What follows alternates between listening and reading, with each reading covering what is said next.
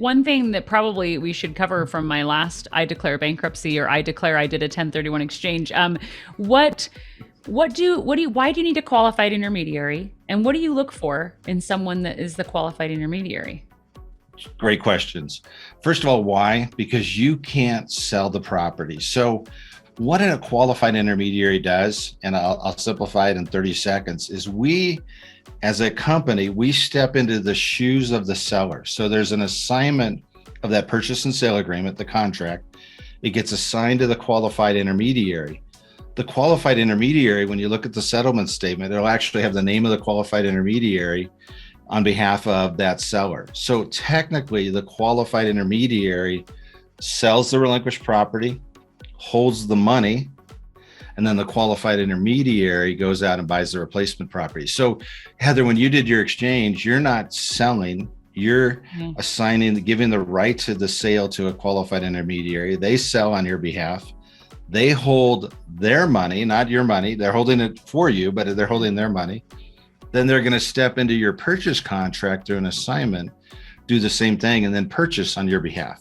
So at the end of the day, they owe you the property or money back, but they're technically selling and buying. You're not doing that.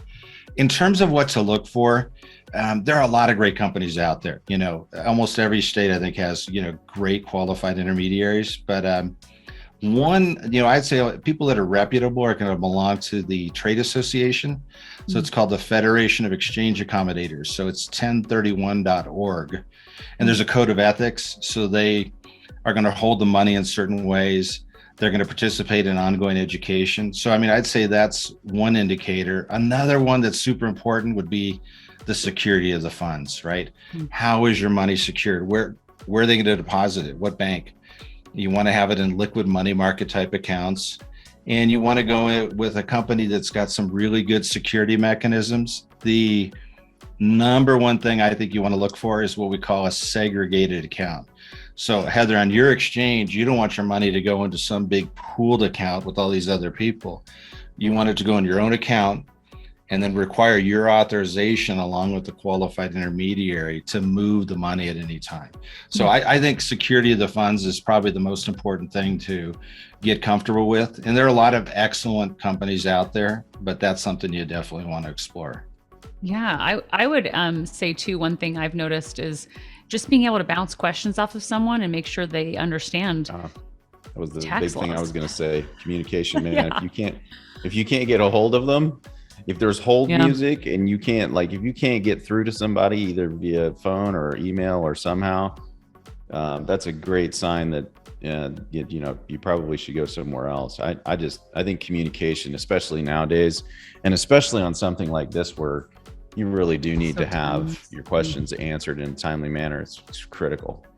Yeah, I think those things are being able to reach someone. And I know to some degree, if you're putting it off till the 11th hour and it's Christmas Day and you're trying to reach someone, that's different, right? But making sure that you have your questions answered to fill out the forms properly and things like that. So it's not unreasonable to expect. It's a service, right? And you need a specialized service. I was in Africa this last year, and I was helping people out in Africa when I was on a safari, right? Because I had a Wi-Fi connection. You're going to expect your qualified intermediary. They're holding a significant sum of money, right? This is your seed capital to really build your retirement and build your long-term financial freedom. You got to have a good relationship where you can get a hold of them when you got a question on a loan or a vesting or a title issue. That's really important. Yeah, I love that.